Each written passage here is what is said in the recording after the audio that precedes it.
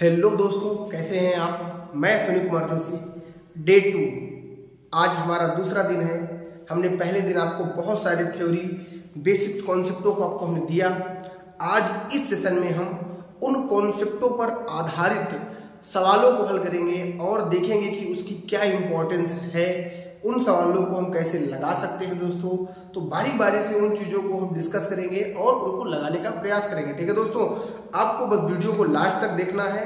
Channel को पसंद आए तभी लाइक करिएगा और शेयर करिएगा, सब्सक्राइब कर दीजिएगा मेरे दोस्तों, जिससे आपको टाइम टू टाइम वीडियो का नोटिफिकेशन जाता रहे। हमने प्रण किया है कि आपको हम मैथ्स के जो भी बेसिक से बेसिक कॉन्सेप्ट हैं, जो आप जिंदगी में कभी नहीं सीख पाए हैं, उसको भी हम आपको सिखा देंगे दोस्तों। बस आपको हमारे साथ लगातार 10 से 15 दिन तक बने रहना है। उसके बाद हम आपके लिए भी लेकर आएंगे अलग अलग लेवल के सवाल जो आपके जनरल कंपटीशन में आता है दोस्तों। इसी साल हमने सोचा है कि नए सत्र 2000 अप्रैल से हम 7, 8, 9, 10, 11, 12 के बच्चों के लिए भी मैथ का कुछ न कुछ जुगाड़ करेंगे। और कंपटीशन के लिए तो हम लगातार पढ़ा ही रहे हैं, उनके लिए भी हम टाइम टू टाइम आपके लिए लेक्चर लेकर आते रहेंगे जो टफेस्ट सवाल होते हैं, क्योंकि गाइड वही कर सकता है जो दोस्तों समझाओ, पढ़ाओ, जाना। ठीक है, तो आइए देर ना करते हुए हम जो कल पढ़े थे उन चीजों को टाइप वाइज करके हम आपके सामने लेकर आए हैं। बस आपको ध्यान से सुनना है और समझना है। ठीक है, तो दोस्तों हमने आपको एक कॉन्सेप्ट दिया था, कल ही दिया था, कि अगर माइनस माइनस हो जाता है प्लस और चिन्ह आता है माइनस का ही, तो अगर आपको इसको हल करना है दोस्तों, बहुत सारे लोग इसको हल नहीं कर पाएंगे, तो माइनस माइनस प्लस कर दीजिए, 8 और 5 जोड़िएगा तो 13 हो जाएगा और माइनस में आ जाएगा। ठीक है, और एक प्लस माइनस क्या होता है हमने पढ़ाया है, प्लस माइनस होता है माइनस चिन्ह आता है भले वाले का दोस्तों, तो 8 में से 5 जाएगा तो बनेगा 3, लेकिन माइनस का चिन्ह आएगा। ठीक है, इसको तो आप नॉर्मली कर ही लेंगे, 13 आएगा। तो टाइप 1 में एक सवाल थी हमने जो आपको दिया। देखिए सेम डिजिट है लेकिन कॉन्सेप्ट लगातार बदल रहे हैं, तो आपको इन चीजों को ध्यान से समझना है मेरे दोस्तों। ठीक है, तो आइए टाइप 2 की बात कर लेते हैं, इसी को थोड़ा एडवांस लेवल पे ले चलते हैं। जैसे हमने एक सवाल दिया आपको एग्जाम में, सवाल आ गया दोस्तों, अब मैं इसको हल करना है। तो रैंडमली कुछ लोग कहते हैं पहले प्लस को हल करो।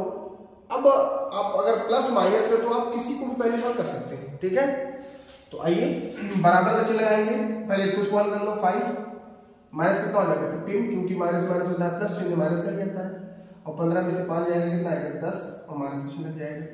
अब जिनको ये नहीं आएगा दोस्तों, उनकी कलम तो चलना बंद हो जाएगी ना। अगर जिनको ये सवाल का कॉन्सेप्ट नहीं पता है तो उनका कलम चलना तो 100% बंद ही हो जाएगा।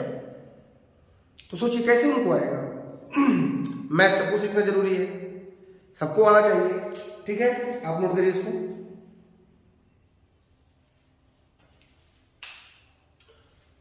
तो उम्मीद करेंगे कि आपको समझ में आ गया होगा मेरे दोस्तों।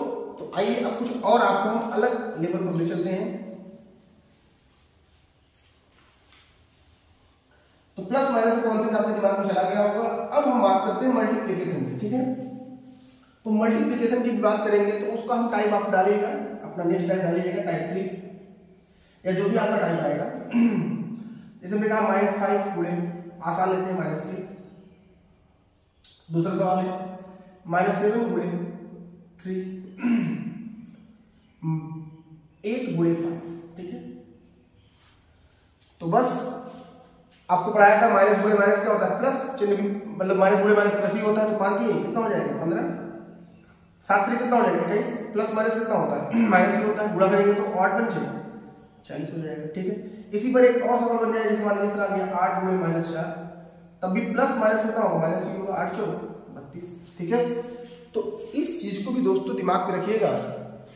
फिर से एक बार समझा देते हैं, माइनस गुणे माइनस होता है प्लस, माइनस गुणे प्लस करिए, चाहे प्लस गुणे माइनस करिए, इसमें माइनस ही आएगा, और प्लस गुणे प्लस क्या होता है प्लस होता है। तो इस चीज को भी आपने दिमाग में रखिएगा, एक बहुत इंपॉर्टेंट कॉन्सेप्ट है जो हमने आपको देने का प्रयास किया है दोस्तों। टाइम टू टाइम इन चीजों को आप समझे रहेंगे तो आपके लिए बहुत आसानी होगी चीजों को समझना। अदरवाइज चीजें इतनी डिफरेंट है, डिफिकल्ट है कि हम समझाएंगे कितना भी, लेकिन आपके लिए बहुत बड़ा चैलेंजिंग हो जाएगा। तो इसको भी आप समझ गए होंगे। बहुत छोटी छोटी बातें हैं, मैथ जिनको नहीं आता या जो मैथ के टीचर हैं, मैथ के टीचर बनना चाहते हैं, समझ नहीं पाते पढ़ाया क्या, इन चीज़ों को छोड़ देते हैं लोग। लेकिन हम आपके लिए लेकर चल रहे हैं और बेसिक टू एडवांस लेकर चलेंगे आपको। बेसिक और वैदिक मैथ बच्चों को क्यों नहीं आता ये हम आपको बताएंगे और सिखाएंगे भी। तो इस चीज़ को आप समझ गए होंगे दोस्तों। आइए अब हम आगे चलते हैं थोड़ा।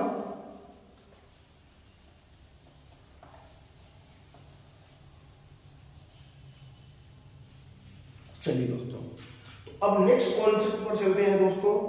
हम एकदम जीरो से शुरुआत कर रहे हैं तो एकदम जीरो से ही चलेंगे, ठीक है। अब एक बात आपको अपने दिमाग में, जहन में बसा के रखनी है। जैसे एक क्वेश्चन आपको दिया हमने 7x + 4x। तो दोस्तों ध्यान रखना, दो चीज होता है हमारे मैथ में, दो चीज होता है मैथ्स में, दो चीज होता है मेरे दोस्तों। एक नंबर होती है, संख्या मतलब चर और अचर होते हैं। आसान होते हैं, चर होते हैं और क्या होते हैं, अचर होते हैं।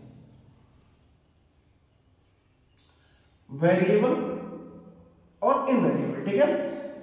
चर जिनका मान टाइम टू टाइम बदलता रहता है। चर मतलब वेरिएबल जिनका मान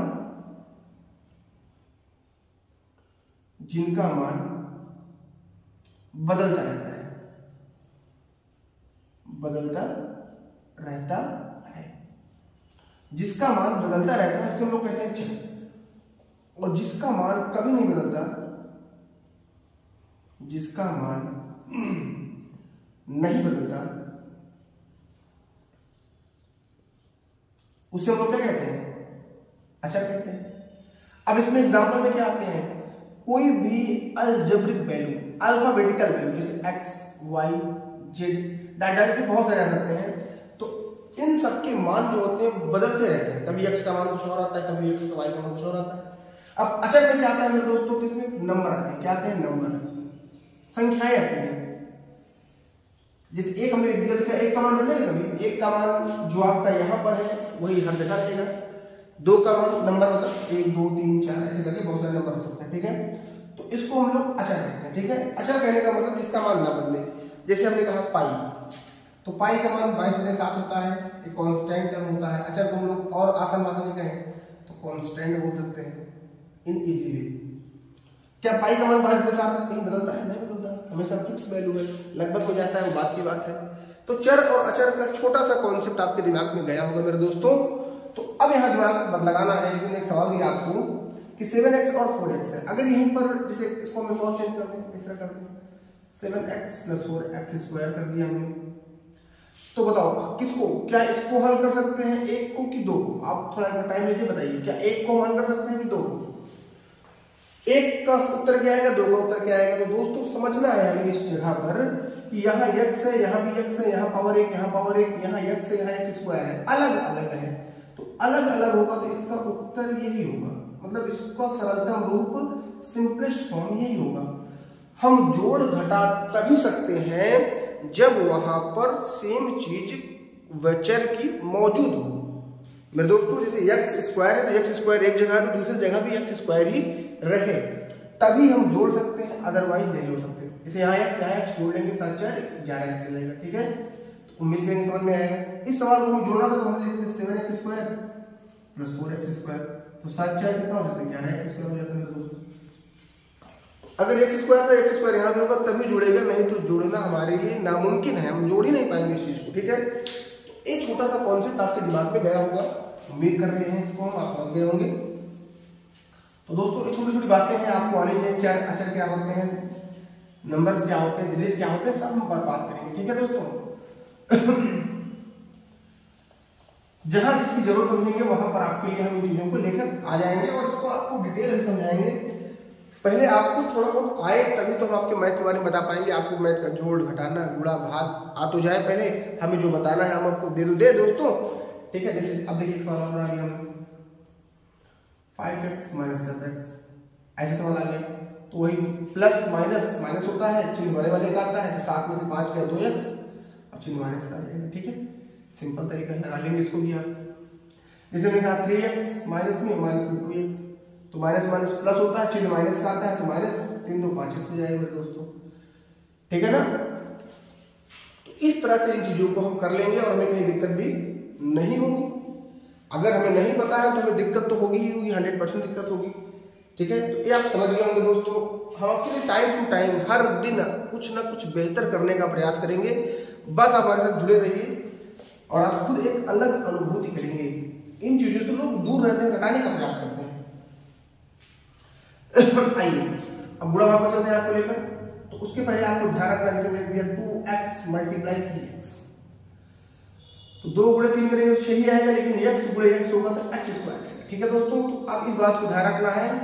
आपको घातांक करने जब हम पढ़ाएंगे तो बात की बात है, लेकिन अभी आप थोड़ा बहुत आपके दिमाग में रहे कि हम जानते नहीं है, ऐसा होता है वैसा होता है। हम जब घातांक और करने आपको पढ़ाएंगे तो इस चीज पर विस्तृत चर्चा करेंगे, क्योंकि वो भी हमारे एग्जाम का एक पार्ट है, हमारे बेसिक्स मैथ का ही एक पार्ट है। उसके ऊपर भी हम चर्चा करेंगे, और चर्चा क्या करेंगे, एकदम डिटेल एक्सप्लेनेशन देंगे आपको। तो आपको ध्यान समझना है। ठीक है, तो अभी आपको दिमाग में ध्यान इतना रखना है कि अगर कोई भी नंबर है जिसका आधार, अगर कोई भी नंबर है जिसका आधार सेम है, यानी यहाँ भी यानी यहाँ भी, मल्टीप्लाई करेंगे तो आधार समान होने पर गुणा में खाते क्या होते हैं, जुड़ जाती है। 2 से 2 जुड़ गया। अगर यहाँ 3 होता नंबर होता तो यहाँ n की घात 3 कर देते हैं दोस्तों। ठीक है, तो यहाँ 2 तक 2 कर दिया। जैसे देखिए फॉलो, जैसे मैंने कहा -3x + 4x, तो 4 3 12 कर लो पहले, 3 4 12 हो गया। अब प्लस गुणे माइनस या माइनस गुणे प्लस क्या होता है, माइनस होता है।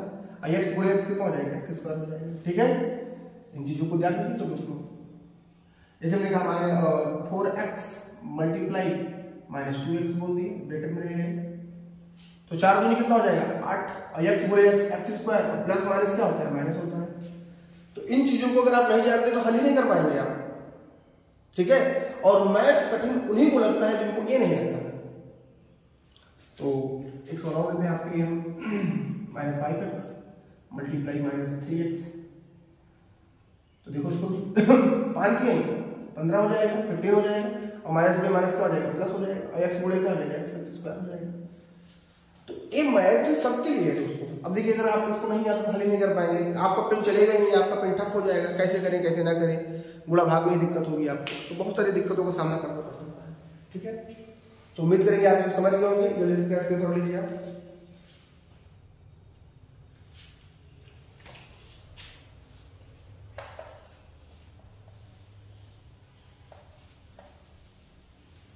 चलिए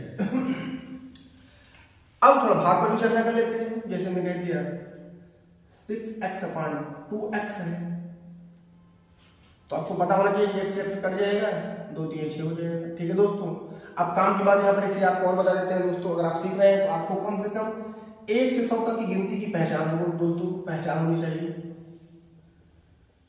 और कम से कम 2 से 20 तक का पहाड़ आपको आना चाहिए मेरे दोस्तों। 1 से 20 तक का स्क्वायर आपको आना चाहिए मेरे दोस्तों, और 1 से 10 तक का क्यूब आपको आना चाहिए मेरे दोस्तों।